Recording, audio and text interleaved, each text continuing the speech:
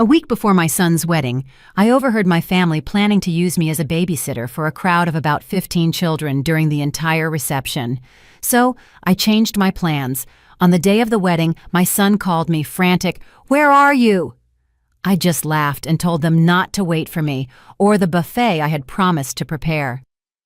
My name is Charlotte Fitzgerald. I'm 72 years old, and I never thought that at my age I would have to teach my own family such a hard lesson. For months, I had been preparing for my son Marcus's perfect wedding.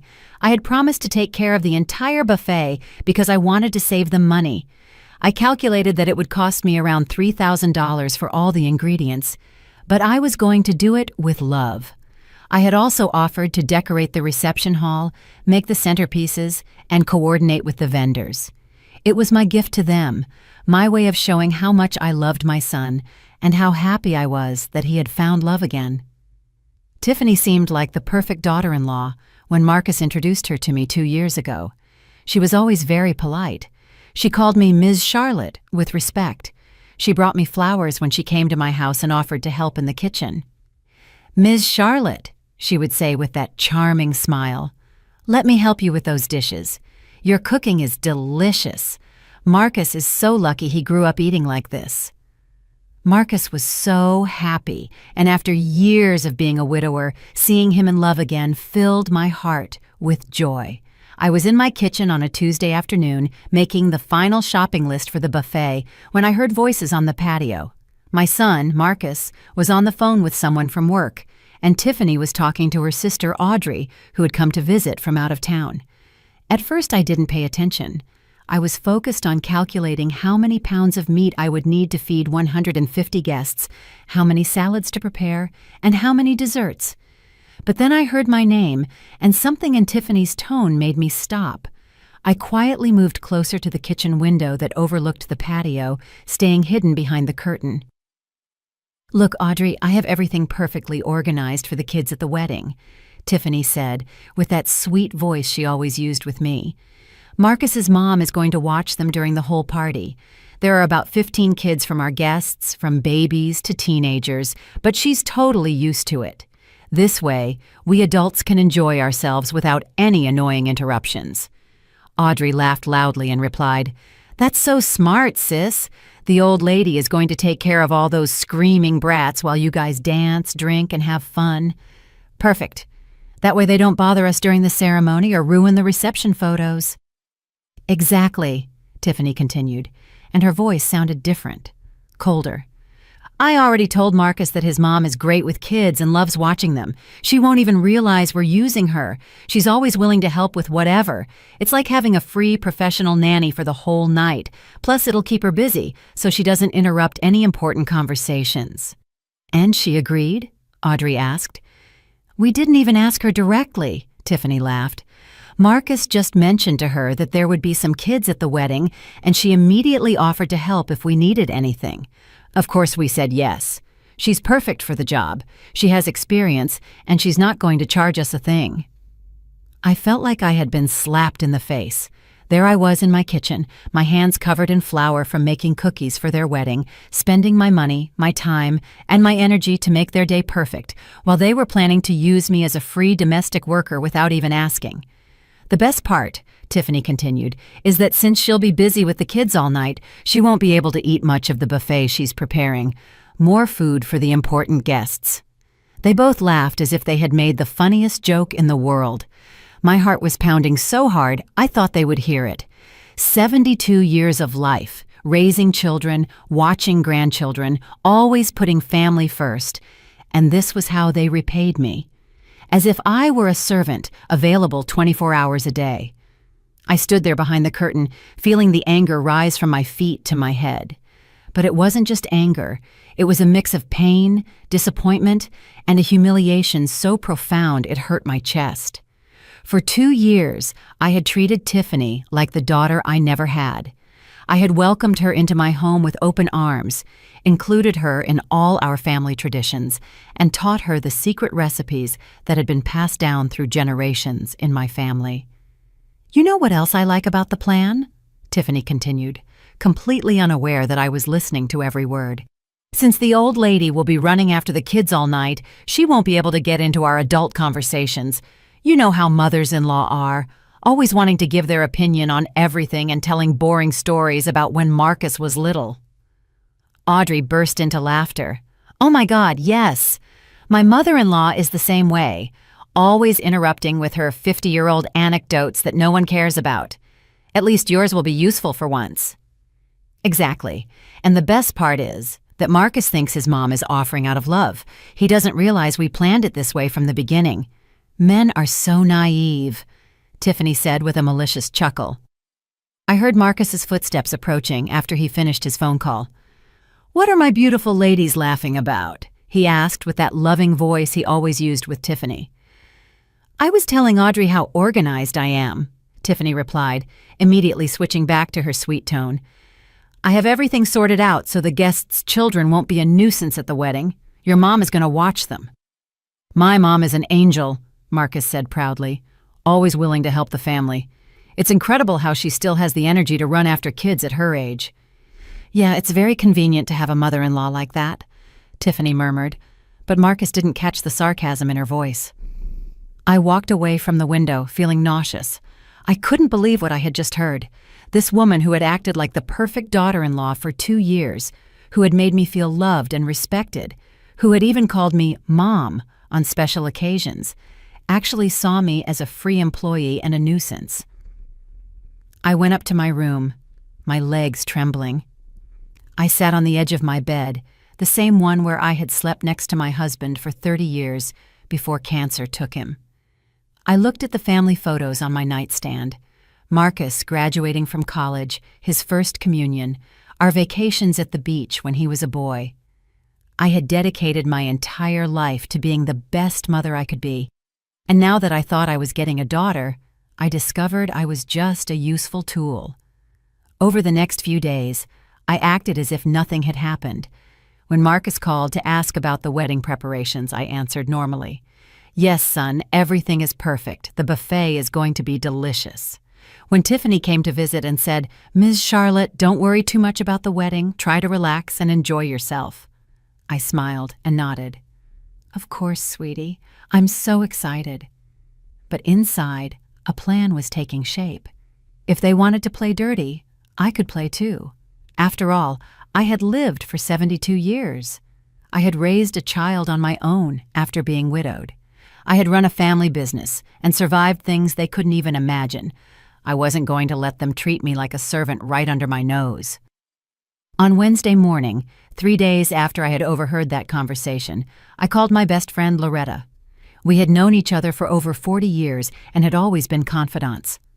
Lo, I need to tell you something, and then I need you to help me with a plan, I said without preamble. Oh, Charlotte, from the sound of your voice, I already know someone made you mad. Tell me everything, Loretta replied, intrigued.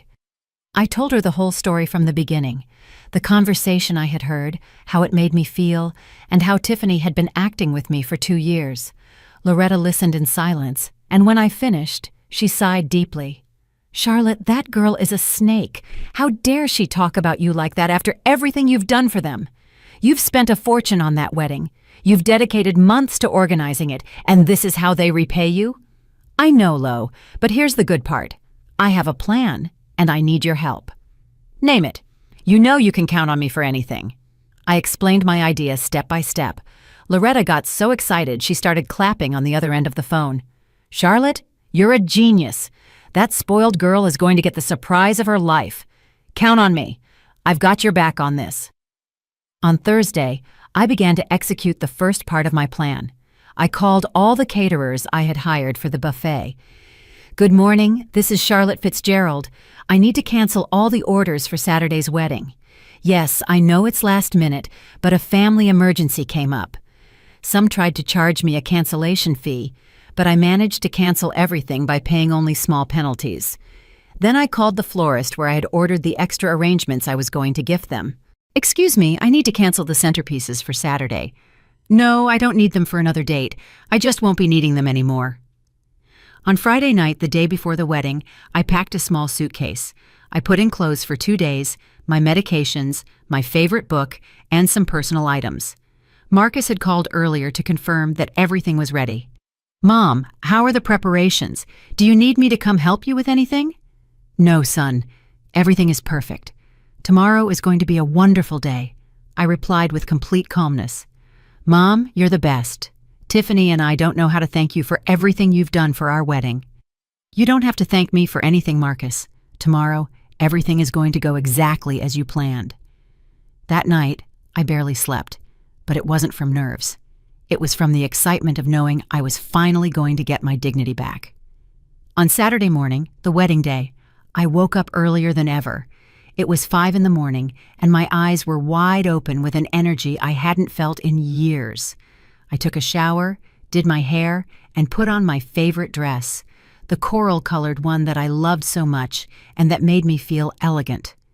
It wasn't the dress I had planned to wear to the wedding, but a special one I saved for important occasions, and this was definitely an important day.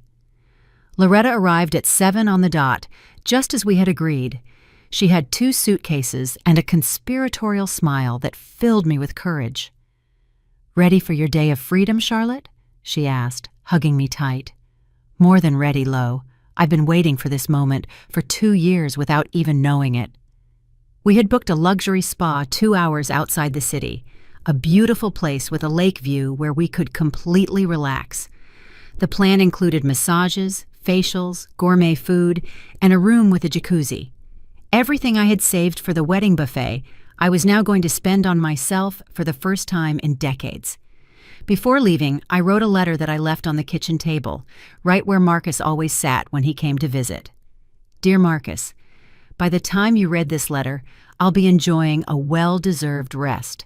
For months, I prepared everything to make your wedding perfect. But yesterday, I found out that Tiffany and you had other plans for me. Apparently, my role in your special day was to be the free nanny for 15 children during the whole party, without anyone bothering to ask me if I wanted that job. Since the buffet I promised was also part of my unconsulted duties, I decided to cancel everything. I hope you find a quick solution. I'll be back Sunday night. With love, but with dignity. Mom." While Loretta loaded the suitcases into the car, I took one last look around my house. I looked at the kitchen where I had planned to cook all night for the buffet, the dining room where I had been organizing the centerpieces, the living room where I had tried different flower arrangements. All of that had been done with love, but that love had been misinterpreted as obligation. "Charlotte, are you sure about this?" Loretta asked me when I got in the car. "Because once we start, there's no turning back. Lo, I'm 72 years old. If I don't stand up for myself now, when will I?" "Start the car." The drive to the spa was liberating. As we watched the scenery pass by the window, Loretta and I talked about everything we had lived through together over the years. "Remember when our kids were little and we thought the biggest problems were that they didn't want to eat their vegetables?" Loretta laughed. "I miss those simple problems," I replied. "At least back then, when you did something out of love, it was received as love, not as servitude." We arrived at the spa at 10 in the morning. The place was even more beautiful than I had seen in the online photos. Perfectly manicured gardens, a spectacular view of the lake, and a peaceful atmosphere that immediately calmed me down. The receptionist greeted us with mimosas. "Welcome, ladies. Your rooms are ready, and your treatments will begin in 1 hour. Is this a special occasion?" "Yes," I replied with a genuine smile. "I'm celebrating my independence." As I settled into my beautiful room with a lake view, I started to imagine what was happening back in the city. The wedding was scheduled to start at 4 in the afternoon, but buffet preparations usually began very early. Marcus would probably be calling me from 9 a.m. to ask if I needed help loading the food. At 11:30, just as I was entering my first massage treatment, my phone started to ring. It was Marcus. I let it ring. 5 minutes later, it rang again and again. I turned the phone off. "Miss Charlotte, is everything okay?" the masseuse asked, seeing my smile. "Perfectly fine, dear. Please continue." For the next 3 hours, I dedicated myself completely to enjoying myself. The hot stone massage relaxed muscles I didn't even know were tense. The facial left my skin glowing. Loretta and I had lunch at the spa restaurant. Delicious food that I didn't have to cook myself, served by people who treated me with respect and kindness. "You know what I like most about all this?" I said to Loretta as we drank white wine on the terrace overlooking the lake. "What is it?" "That for the first time in 2 years, I'm doing exactly what I want to do when I want to do it, without having to ask anyone if it's okay or if they need me to do something else first." Loretta raised her glass. "I'll drink to that, and to the look on Tiffany's face right now." At 3 in the afternoon, I decided to turn my phone back on. I had 17 missed calls from Marcus, 8 text messages, and surprisingly, 3 calls from Tiffany. Marcus had never called me so many times in a row in his entire life, not even when his father was in the hospital. The text messages were getting more and more desperate. "Mom, where are you? We've been calling you all morning. Mom, I found your letter. Please call me urgently. Mom, the wedding starts in an hour. Please answer. Mom, where's the food? The guests are already arriving. Mom, please, can we talk about this after the wedding? We need to solve the buffet situation now. Mom, Tiffany is crying. Please help us." The last message had arrived 15 minutes ago. "Mom, I know you're mad, but there are 15 children here, and we don't know what to do with them. Their parents are asking who's going to watch them." I took a deep breath and dialed Marcus's number. He answered on the first ring. "Mom, where are you?" he yelled, with a desperation I had never heard from him before. "Hi, son.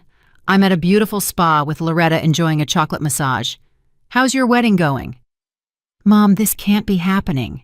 The guests are already here, and there's no food. The caterers are asking where the buffet is. Tiffany won't stop crying." "Oh, son, didn't you read my letter? I explained everything in there. I canceled the buffet when I found out that my real job was to be a nanny, not a guest." "But Mom, the wedding has already started. We can't cancel now." "Marcus, you're a 45-year-old man with a good job and a fiancé who's apparently very good at organizing. I'm sure you'll find a solution. Is there a fast food restaurant nearby?" "Mom, you can't be serious." "Son, I've never been more serious in my life. Enjoy your wedding. We're going to enjoy our spa. Oh, and don't expect me early tomorrow. We're going to have breakfast here, too." "Wait, Mom, Tiffany wants to talk to you." I heard noises, crying in the background, and desperate voices. Then Tiffany's voice came on, no longer with her usual sweet tone. "Charlotte, you can't do this to us. You promised the buffet. There are 150 people here." "Tiffany, my dear," I replied in the calmest voice I could muster. "I promised the buffet when I thought I was a special guest at your wedding. But when I found out I was actually the free domestic worker, I changed my mind. As the saying goes, labor is paid, and I never charged for my services." "But the kids! There are 15 kids here, and their parents expect someone to watch them." "Yes, I imagine that must be very difficult. Don't you have a sister who can help you? What was her name?" "Audrey. I heard she thinks I'm very good with kids." The silence on the other end of the phone was delicious. It lasted for a few seconds that felt like an eternity. I could hear the chaos in the background, children crying, adults talking loudly, and what sounded like someone desperately moving tables and chairs. How do you know about Audrey?" Tiffany stammered, and for the first time in 2 years, her voice sounded broken, without that fake confidence she always showed. "Oh, sweetie, you learn a lot of things when you're 72 years old. One of those things is that walls have ears, especially when people talk so loudly on my patio."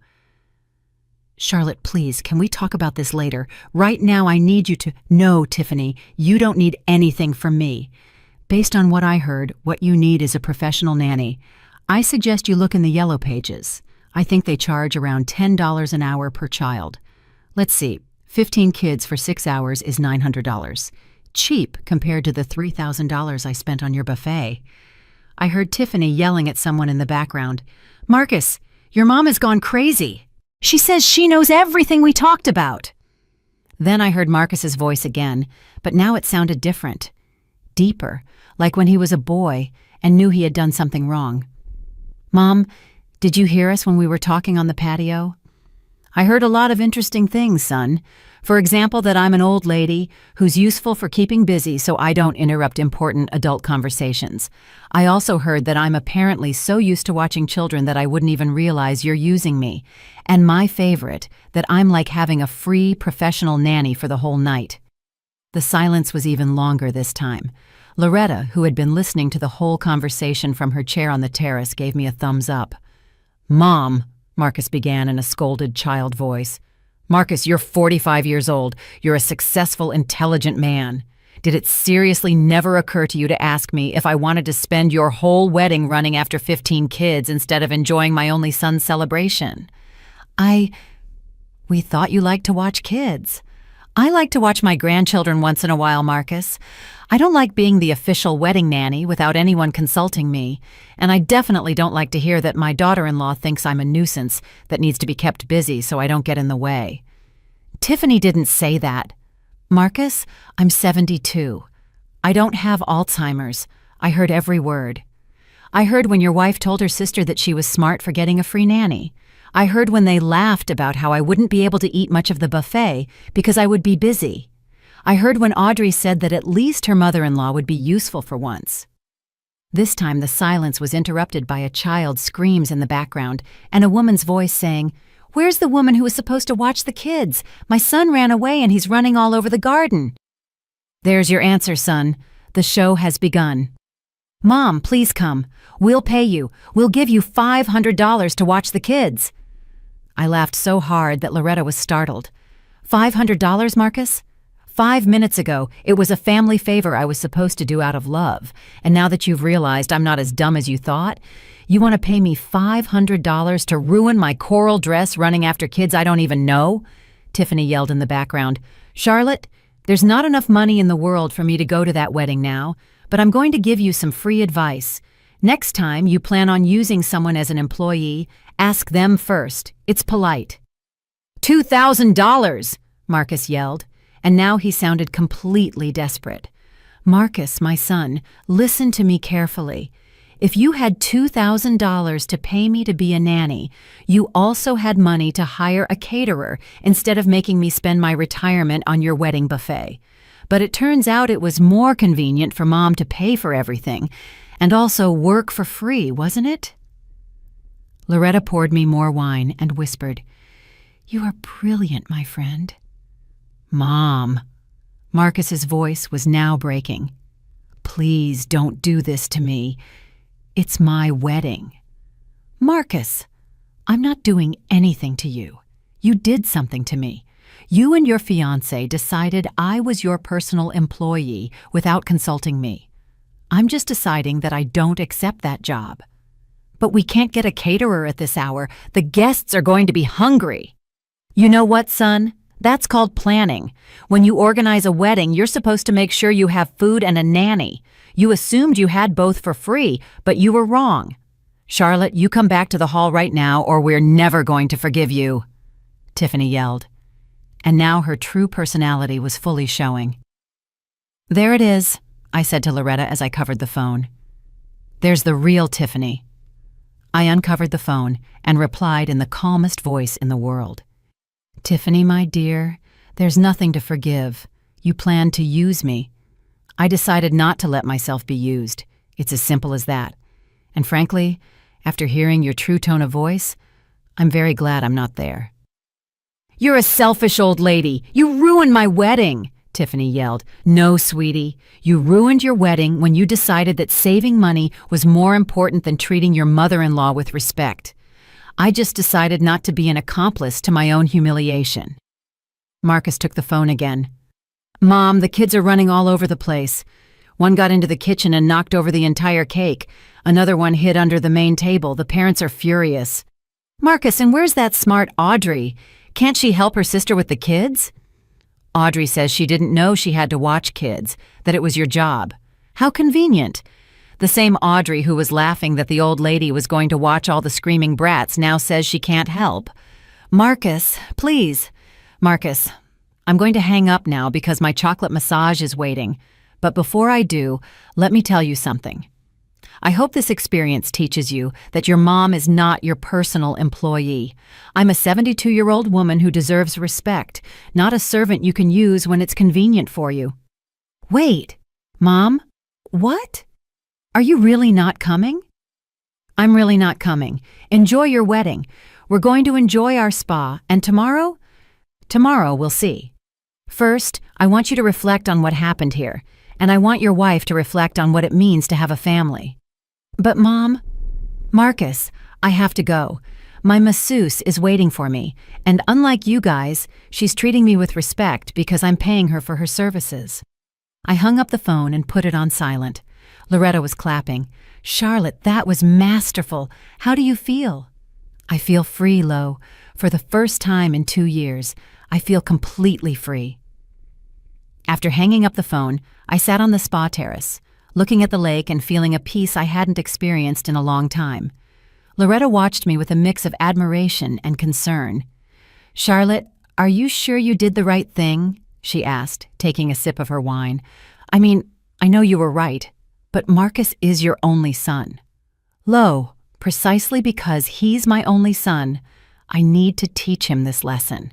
If I don't do it now, Tiffany is going to turn him into someone who treats his own mother like a domestic worker, and I'm not going to allow that." For the next 2 hours, my phone vibrated constantly, but I kept it on silent. Loretta and I enjoyed our spa treatments as if nothing were happening. The collagen facial left my skin as soft as a baby's, and the aromatic oil massage relaxed muscles that had been tense for years from the stress of trying to be the perfect grandmother. "You know what the funniest thing about all this is?" I said to Loretta while we were in the jacuzzi watching the sunset. "What?" "That for 2 years I tried so hard to be the ideal mother-in-law that I lost my own identity. I cooked what she liked.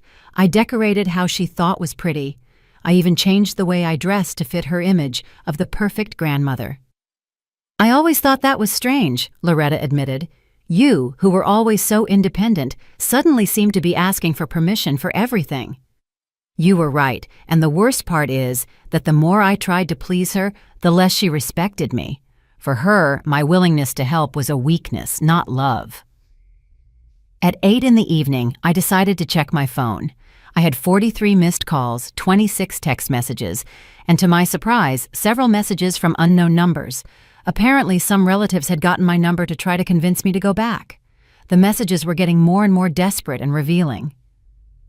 "Marcus, Mom, we had to order pizza for all the guests. We spent $1,200 on pizza." "Marcus, the parents of 3 kids already left angry because no one could watch them."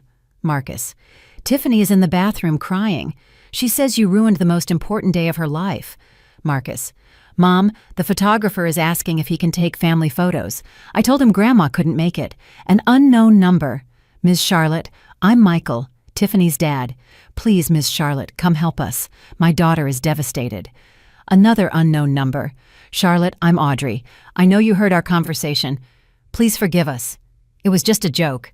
I laughed while reading Audrey's message. "A joke, Lo? Planning to use someone as a free employee is a very expensive joke." But the message that caught my attention the most was from a number I didn't recognize. "Ms. Charlotte, I'm Carol, the mother of one of the children at your son's wedding. I wanted to tell you that several parents and I are very upset because they told us someone was watching the kids, and it turns out there's no one. Some of us already left. What they did to you is not right. Look at this, Lo." I showed the message to Loretta. "Apparently, I'm not the only one who thinks what they did was wrong." "Of course not. Any decent person would realize that treating the groom's mother like that is unacceptable."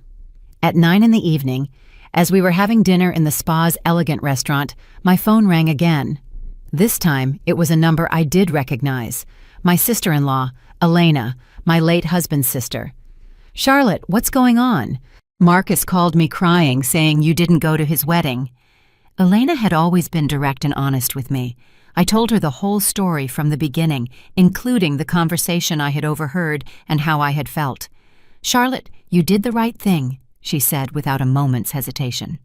"If my brother were alive, he would have gone to find Marcus himself to teach him a lesson. No one treats his mother like that, especially after everything you've done for that family." "Do you really think I did the right thing, Elena?" "Charlotte, I've known Marcus since he was born. He's a good kid, but that woman has him completely manipulated. It was time for someone to open his eyes. And if that someone had to be you, his own mother, then so be it." Elena told me that other relatives had already found out what had happened because Marcus had been calling everyone asking for help. "Most people are on your side, Charlotte. Your cousin, Rosa, says Tiffany always seemed fake to her, and your nephew Charles is furious with Marcus for treating you that way." After talking to Elena, I felt more confident in my decision. I wasn't being a cruel mother. I was being a mother who respects herself and teaches her son to do the same. At 10 in the evening, Loretta and I retired to our rooms. I had a beautiful suite with a private terrace overlooking the lake. I put on my most comfortable nightgown, poured myself a glass of wine from the bottle in the mini fridge, and sat on the terrace to look at the stars. My phone kept vibrating constantly, but it no longer bothered me. Every vibration was a confirmation that I had made the right decision. If Marcus and Tiffany were truly sorry for what they had done, they would have sent a message sincerely apologizing instead of continuing to try to manipulate me to solve their problem. Finally, at 11 at night, I decided to read all the messages that had arrived in the last 3 hours. Marcus: "Mom, the wedding is over. It was a total disaster." Marcus: "The kids broke 2 centerpieces and stained a guest's dress." Marcus: "Tiffany's sister had to watch some of the kids and she's furious with us." Marcus: "Tiffany says she won't forgive me for my mom ruining her wedding." Marcus: "Mom, why are you doing this to me? I thought you loved me." That last message hurt my heart, but it also confirmed that Marcus still didn't understand anything. It wasn't about love, it was about respect. I could love my son with all my heart and at the same time refuse to allow him to disrespect me. I decided to respond to only that last message. "Marcus, it's precisely because I love you that I won't allow you to treat me like an employee. A son who loves his mother doesn't plan to use her without consulting her. A son who loves his mother doesn't allow his wife to make fun of her. I love you, but I also love myself, and it was time for you to know that." The response came immediately. Marcus: "Mom, Tiffany is saying maybe it's better if we move to another city. She says she can't live in the same place as someone who ruined her wedding." I read that message 3 times before responding. Tiffany was playing her final card, emotionally blackmailing Marcus, threatening to take him away from me. Marcus: "If Tiffany wants to move because she can't face the consequences of her actions, that's a decision you two must make as adults. But know that a woman who truly loves you would never pull you away from your family as punishment for something you didn't do." There was no response after that. I stayed on the terrace until very late, listening to the sound of the water on the lake and feeling a deep tranquility. For the first time in 2 years, I wasn't worried about whether I had pleased someone else. I wasn't thinking about what I could cook for Marcus tomorrow, what favor I could do for Tiffany, or how I could be a better mother-in-law.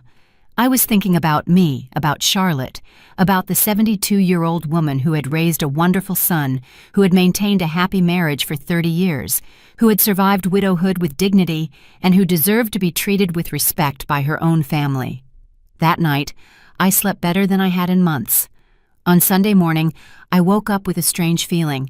I felt rested and at peace. It had been a long time since I had woken up without that constant anxiety of thinking about what I would need to do to keep everyone happy. Loretta and I had agreed to meet for breakfast at 9, but I was already awake at 7, enjoying the silence and the view of the lake from my terrace. My phone had remained silent all night, which seemed more significant to me than all the desperate messages from the day before.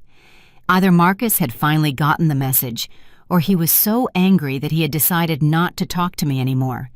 Both options seemed better to me than continuing to receive messages trying to manipulate me. When Loretta and I met at the spa restaurant for breakfast, she looked at me with curiosity. "You look different, Charlotte. Lighter." "I feel different, Lo. It's as if I had been carrying a huge weight on my shoulders for 2 years and had finally taken it off. We ordered a full breakfast with fresh fruit, yogurt, pancakes, and coffee. While we ate, we talked about everything but the wedding. We talked about our plans for the coming months, about the books we wanted to read, about trips we had dreamed of taking but always postponed to be available for our family's needs. You know what, Lo? I think we're going to take that trip to Europe we've always planned. Seriously? You're not going to wait to see if Marcus and Tiffany need you to watch their future kids? Marcus is 45 years old. If he decides to have kids, he can hire a nanny like all normal people do. I'll be available as a grandma, not as a domestic worker. After breakfast, we decided to extend our stay a little longer. We booked the private jacuzzi for 2 more hours and spent the morning completely relaxing. It was the first time in years that I had spent so much time thinking only about my own well-being. At noon, as we were packing our things to go back, I decided to turn on my phone again. I had 3 new messages, all from Marcus, sent in the early morning. Marcus: Mom, Tiffany and I talked all night. She's very hurt, but she admits that maybe we didn't treat you well. Can we talk when you get back? The messages were different, less desperate, more reflective. But I also noticed something important. There was no real apology, just an admission that maybe they hadn't treated me well. Maybe wasn't enough for what had happened. I decided not to answer yet. I wanted to get home, settle into my own bed, and think carefully about what I wanted to say and how I wanted to say it. The trip back was quiet. Loretta and I talked about what this weekend had meant to me. You know what's the most important thing I learned, Lo? That you can love your family and set boundaries at the same time. For all these years, I thought that loving meant saying yes to everything. But now I understand that sometimes loving means saying no. That's a lesson that many women of our generation need to learn, Loretta replied. We were raised to believe that our worth depended on how much we sacrificed for others. I arrived home at 5 in the afternoon. The house felt different, as if it had been empty for much longer than 2 days. I made myself some tea, put on my most comfortable clothes, and sat on my favorite armchair in the living room. It was time to decide what to do next. At 6 o'clock, the doorbell rang. I looked out the window and saw Marcus's car parked outside. He was standing at my door, alone, with his head down. I took a deep breath and went to open it.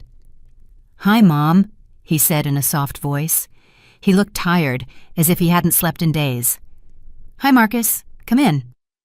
We sat in the living room, him on the sofa, and me in my armchair. The silence stretched for a few minutes, until Marcus finally spoke. "Mom, I have to apologize." "I'm listening." "Tiffany and I talked all night after the wedding. At first, she was furious with you, but when I told her exactly what you had overheard, she realized how bad everything she had said sounded." "And you realized too?" Marcus lowered his head even more. "Yes, Mom. I realized that for 2 years I've been treating you like you were my employee instead of my mother."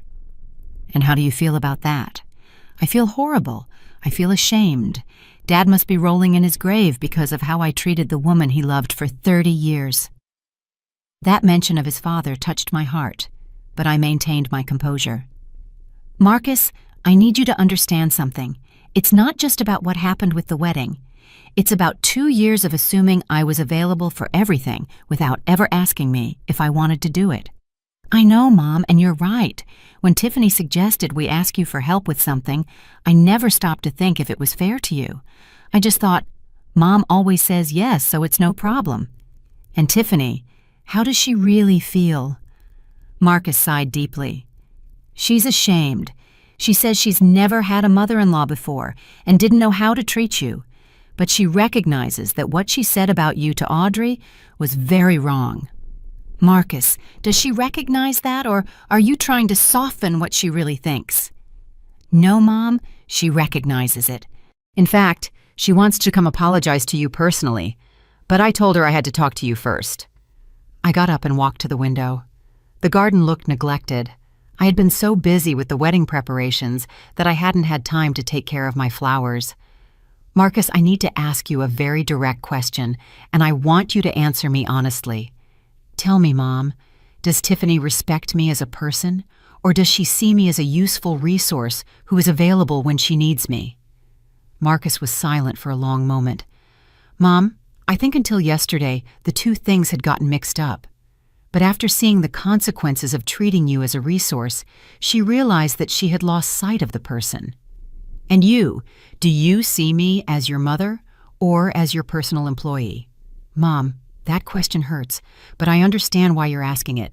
And the honest answer is that for these 2 years, without realizing it, I started to see you more as someone who solved my problems than as my mother, who deserved to be consulted and respected. I sat down again and looked at him directly in the eyes. Marcus, I appreciate your honesty, but I need you to understand that things are going to change from now on. I understand, Mom. What do you need from us? I need that the next time you want to ask me for a favor, you ask me if I can and if I want to do it. Not assume that I'm going to say yes. I need you to treat me as a guest at your family events, not as part of the service staff. And I need Tiffany to understand that I am her husband's mother, not her employee. All of that is fair, Mom. Anything else? Yes.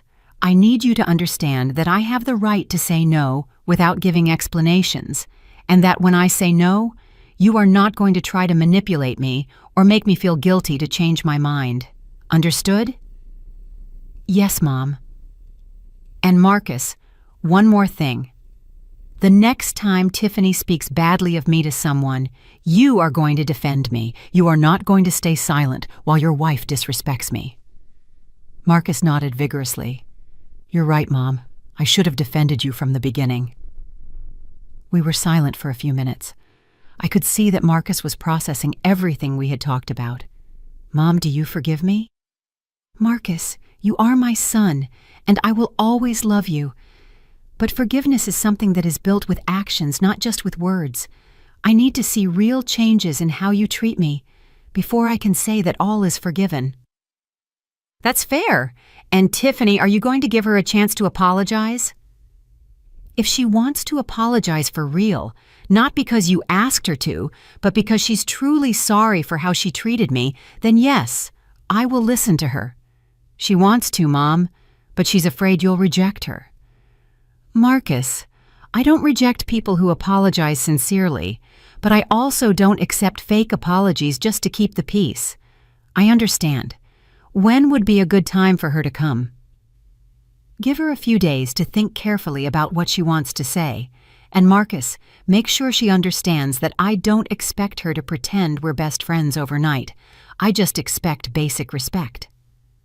Marcus stayed a little longer at my house, and for the first time in a long time, we had a real conversation between mother and son, not boss and employee.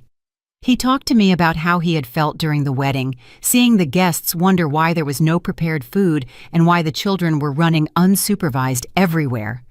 Mom, when the parents started asking me where the person who was going to watch the kids was, I realized that we had never asked you if you wanted to do that job. We just assumed it. And how did you feel when you realized that? I felt like an idiot, Mom, and I was ashamed that my own mother had to teach me such a basic lesson about respect.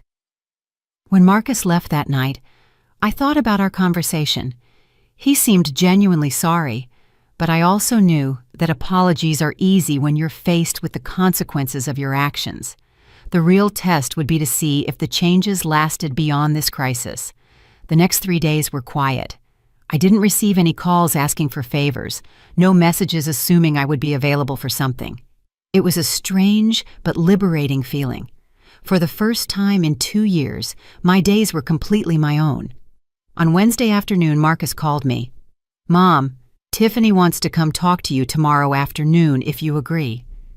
Is she sure she wants to do it, or does she feel obligated? She's sure, Mom. She's been very quiet these past few days, reflecting on everything that happened.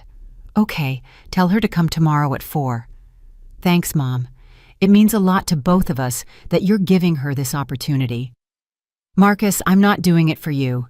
I'm doing it for myself because I want to know if the situation has a solution or if I need to accept that my daughter-in-law and I are never going to get along. On Thursday at 4 on the dot, the doorbell rang. When I opened the door, I was surprised to see Tiffany. She looked completely different from how I had always seen her. She wasn't wearing makeup. Her hair was pulled back in a simple ponytail, and she was dressed in jeans and a simple blouse. But the most notable thing was her expression. She no longer had that perfect smile she always showed. She looked vulnerable, almost fragile. "Hi, Ms. Charlotte," she said in a soft voice. "Thank you for seeing me. Come in, Tiffany. Sit wherever you want." She sat on the edge of the sofa, as if she were ready to run out at any moment. I sat in my armchair and waited for her to speak. "I don't know where to start," she admitted after a few minutes of silence. "Start wherever you feel comfortable." "Ms. Charlotte, I want to apologize for everything I said about you. It was cruel, disrespectful, and completely unfair." "And why did you say it?" Tiffany lowered her head. "Why? Because I'm 26 years old, and I've never had a mother-in-law before. My mom died when I was 15, and my dad remarried a woman who never loved me. When I met Marcus and I met you, I didn't know how to handle having a mother figure again." "And your solution was to treat me like an employee?" "It wasn't conscious, Ms. Charlotte. At first you intimidated me a lot. You're so self-assured, so good at everything you do, so loved by the whole family. I felt like I would never measure up." "Tiffany, that doesn't explain why you talked about me that way with your sister." Tiffany was silent for a long moment, and when she spoke again, her voice was barely a whisper. "Because when you feel insecure, sometimes you try to make yourself feel better by making others seem less important. I know it sounds horrible, but it's the truth." "At least you're being honest."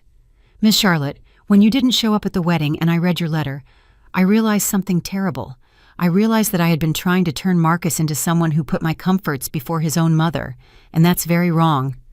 "And how do you feel about that?" "Now I feel ashamed. I feel guilty, and I feel sad because I lost the opportunity to have a real relationship with the woman who raised the man I love."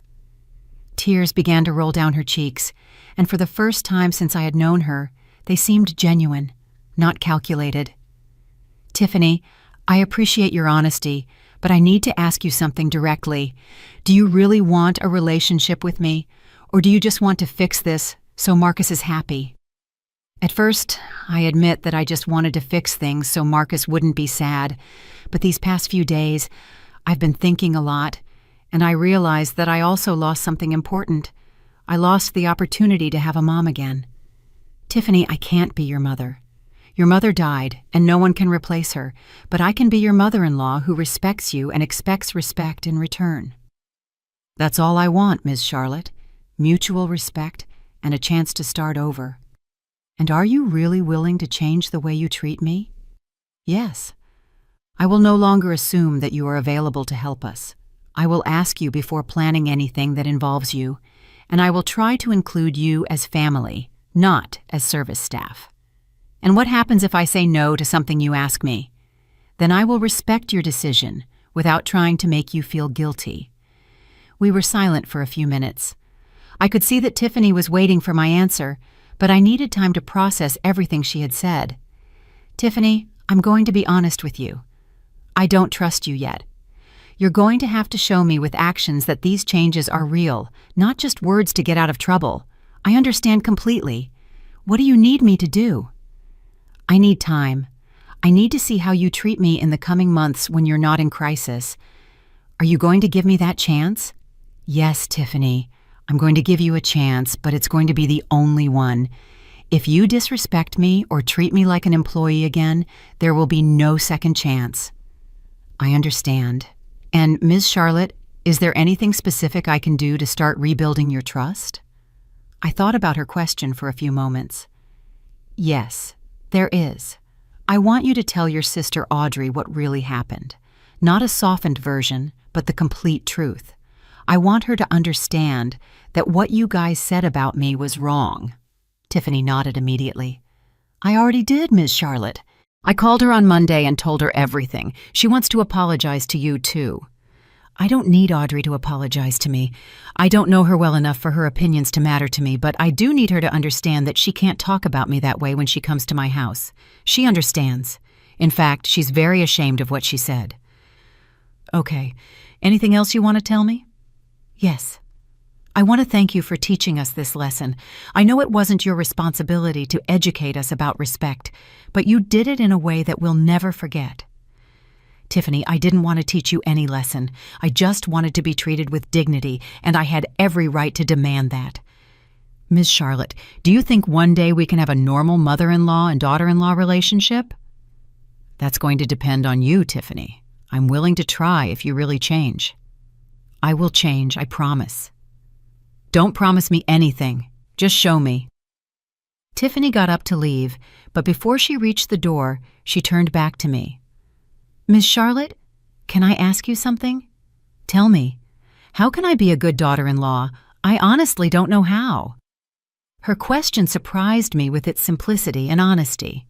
Tiffany, being a good daughter-in-law is the same as being a good person. Treat others the way you want to be treated. Ask before you assume. Respect boundaries, and remember that behind every favor someone does for you is a person who chose to help you. Can I ask you when I have questions about something? If they're genuine questions and not disguised manipulation, yes. Thank you, Ms. Charlotte. Thank you for everything. When Tiffany left, I sat in my living room, feeling a mix of cautious hope and emotional exhaustion. The conversation had seemed sincere, but only time would tell if the changes would be lasting. The next 2 weeks were revealing. For the first time in 2 years, Marcus and Tiffany didn't call me asking for any favors. There were no messages assuming I would be available to cook, clean, or watch something. At first, I thought they were angry and punishing me with silence. But then I realized that they were simply respecting my space like they never had before. The first real test came on the Friday of the second week. Marcus called me around 7 in the evening, and by the tone of his voice, I could tell he was nervous. Mom, I need to ask you a favor. My heart sank a little. They were going back to their old patterns. Tell me, Marcus. Tiffany's birthday is on Saturday, and I wanted to throw her a surprise party. Could you help me organize it?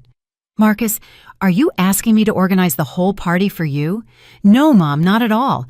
I already hired the caterer, booked the venue, and sent the invitations. I just need help with the decorations because you have a great eye for those things. But obviously, I'll pay you for your time and your ideas. I was surprised. Marcus had done most of the work himself.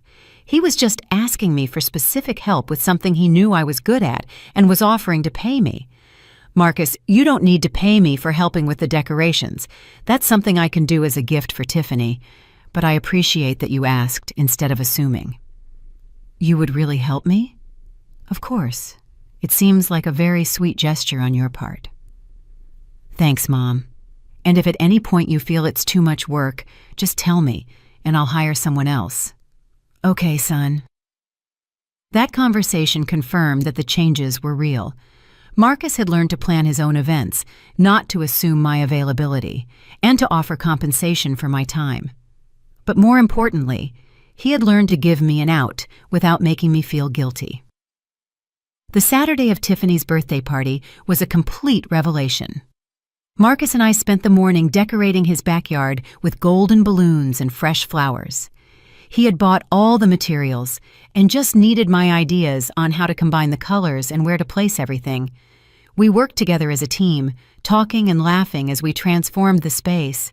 Mom, this looks beautiful, Marcus said as we hung the last of the lights. Tiffany is going to be so excited. I hope so. You can tell you love her very much. I do, but I also learned that loving my wife doesn't mean I have to stop respecting my mother. I'm glad you learned that, son. When Tiffany arrived that night, pretending she was just coming to an intimate dinner, her surprise was genuine and moving. Seeing the decorated backyard and all her friends waiting for her, she started to cry with joy. I can't believe you did all this, she exclaimed, hugging Marcus. Ms. Charlotte helped me with the decorations, Marcus said. She has an incredible talent for these things. Tiffany came over and gave me a sincere hug. Thank you, Ms. Charlotte. Everything looks gorgeous. It was my pleasure to help, Tiffany. Happy birthday. During the party, I observed how Marcus and Tiffany interacted with me. They included me in conversations. They introduced me to their friends as Marcus's mom, with pride, not as the woman who had helped with the decorations. They seated me at the main table as family, not at a separate table as service staff. The most significant thing of all was when one of Tiffany's friends commented on how beautiful the decorations were. "Tiffany, you have exquisite taste. Where did you learn to decorate like that?" "Actually, it was Miss Charlotte who designed everything," Tiffany replied immediately. "She has a natural talent for these things. I was just lucky that she helped me." Instead of taking credit for my work, Tiffany gave it to me completely. It was a small but significant change that showed me she had truly understood the lesson. 2 months after the disastrous wedding, I received a call I wasn't expecting. It was Carol, the mother who had sent me that text message during the wedding. "Miss Charlotte, I hope you remember me. I'm Carol, the mom of one of the kids from your son's wedding." "Of course I remember you, Carol. How are you?" "I'm good, thanks. I'm calling because I wanted to tell you something." "Do you remember Michael, Tiffany's dad?" "Yes." "What about him?" "It turns out he and I met at the wedding when we were all trying to control our unsupervised kids. We started talking about what had happened with you, and we both agreed that what they did to you was very wrong. And well, we've been dating ever since, and he's told me more details about the situation. I wanted you to know that he also lectured Tiffany about how they treated you." I laughed softly. "Seriously? Tiffany's dad defended me?" "Yes, and pretty strongly. He told Tiffany that you had been incredibly generous preparing the buffet and that using you as a nanny without consulting you was unacceptable. He says he felt very ashamed when he found out the whole story." "I'm glad to know that, Carol." "Miss Charlotte, all of us parents who were at that wedding were very impressed with what you did.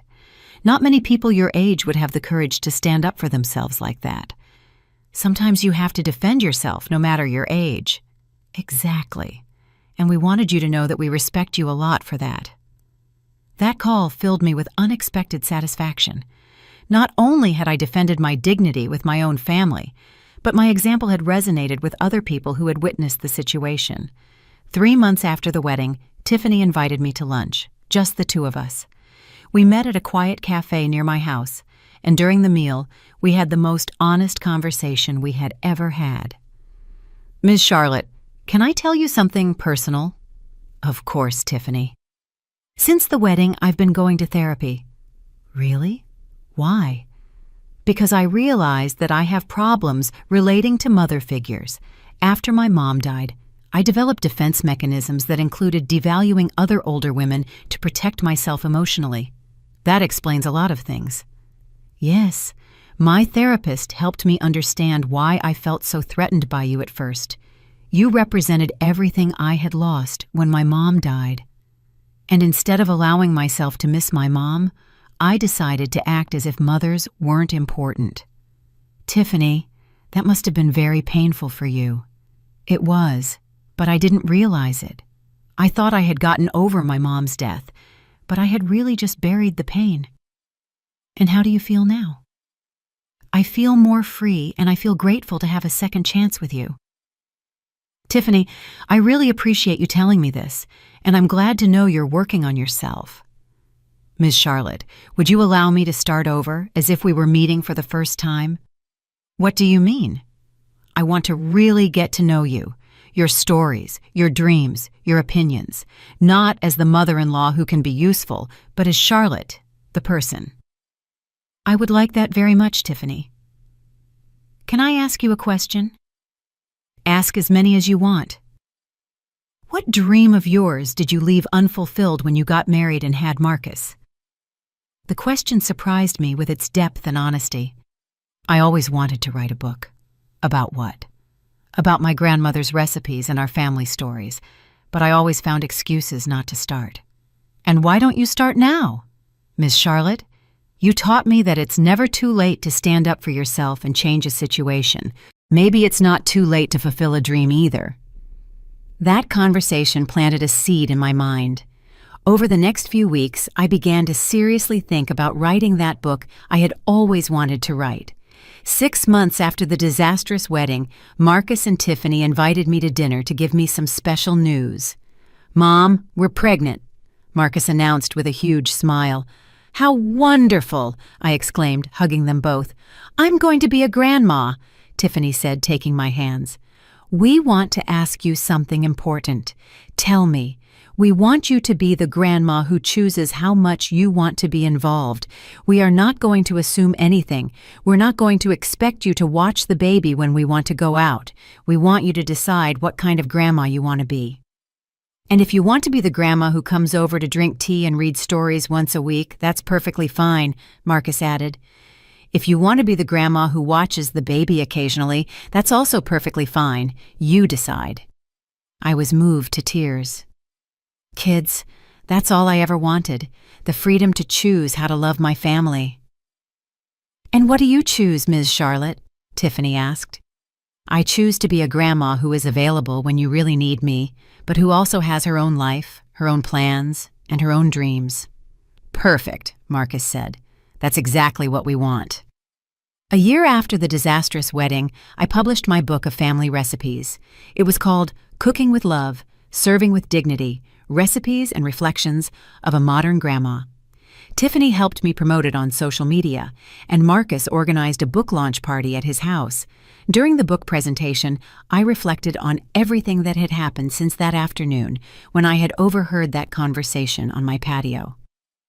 This book, I told the guests, is not just about recipes. It's about the importance of maintaining our dignity while we serve the people we love. It's about the difference between giving out of love and being used for convenience. After the presentation, Tiffany came up to me. Ms. Charlotte, I have something to confess. What? The person who most inspired this book was you. Your courage to stand up for yourself taught me that you can love deeply and at the same time respect yourself. Tiffany, that means a lot to me. Ms. Charlotte, can I call you Mom Charlotte from now on? I would love that, sweetie. That night, as I signed copies of my book, I realized that the decision not to go to that wedding had been the best decision I had made in years. Not only had I regained my dignity, but I had also taught my family the true meaning of mutual respect.